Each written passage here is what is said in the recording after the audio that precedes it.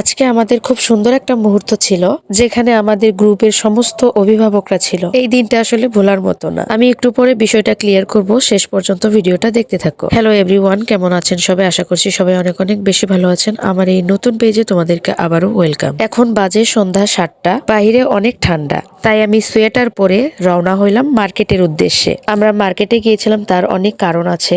আমাদের বাচ্চাদের ম্যাডাম, মানে আমরাও ম্যাডাম বলেই ডাকি, তো সেই ম্যাডামকেই আজকে আমরা সারপ্রাইজ করব।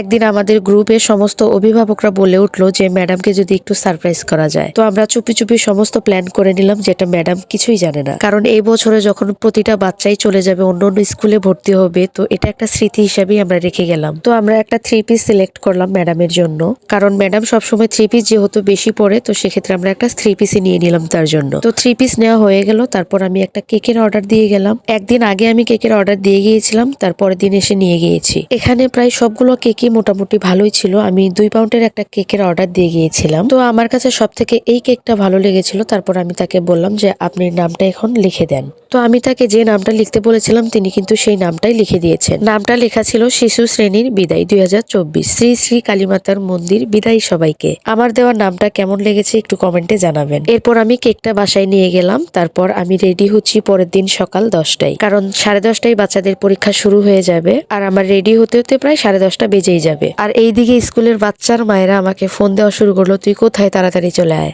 তাই আমি আর এক মুহূর্ত দেরি না করে ঝটপট পিকুকে রেডি করে আমরা দুজন চলে গেলাম স্কুলে। তো স্কুলে যাওয়ার পর দেখি ম্যাডাম সমস্ত কিছু রেডি করে রেখেছে, শুধু পিকুর জন্য সবাই একটু বসেছিল, কারণ আমার আসতে একটু লেট হয়ে গিয়েছিল। তো আমরা আসার পরে পরীক্ষাটাও শুরু হয়ে গিয়েছিল। আজকে শাড়ি পরার কারণ হচ্ছে, আমরা একদিন আগে সবাই প্ল্যান করেছিলাম যে সবাই একই কালারের শাড়ি পরবো, সেটাও সাকসেস।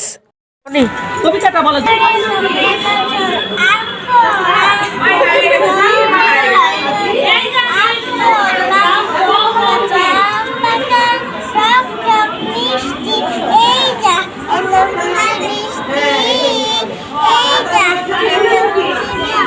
আচ্ছা ঠিক আছে, 1 থেকে 10 পর্যন্ত সংখ্যা বলো।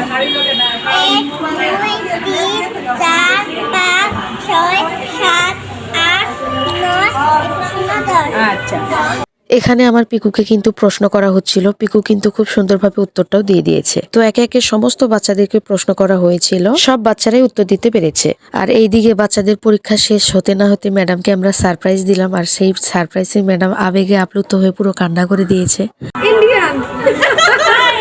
তো আমি যখন সবাইকে বললাম যে 3 পিসটা কিন্তু ইন্ডিয়ান, তো সবাই এটা শোনার পরে হেসে দিল। সবাই বলেছিল 3 পিসের কালারটা খুব ভালোই ছিল, ম্যামকে অনেক মানাবে। ম্যাডাম যখন কান্না করা শুরু করছিল, কোনোভাবে তো ম্যাডামকে আমরা মানিয়ে নিয়েছি। এরপর ম্যাডাম বাচ্চাদেরকে আনন্দ দেওয়ার জন্য সমস্ত বাচ্চাদেরকে একসঙ্গে নিয়ে কেকটা কেটে সমস্ত বাচ্চাকে কেক খাইয়ে দিল, বাচ্চারাও ম্যাডামকে কেক খাইয়ে দিল। এই মুহূর্তগুলো কিন্তু ভোলার মতো না। আর এখানে শুধু আমার ক্রেডিট ছিল না, এখানে সবার ক্রেডিট ছিল, আর সবাই মত দিয়েছিল বলেই কিন্তু আমরা এই উদ্যোক্তাটা নিতে পেরেছিলাম।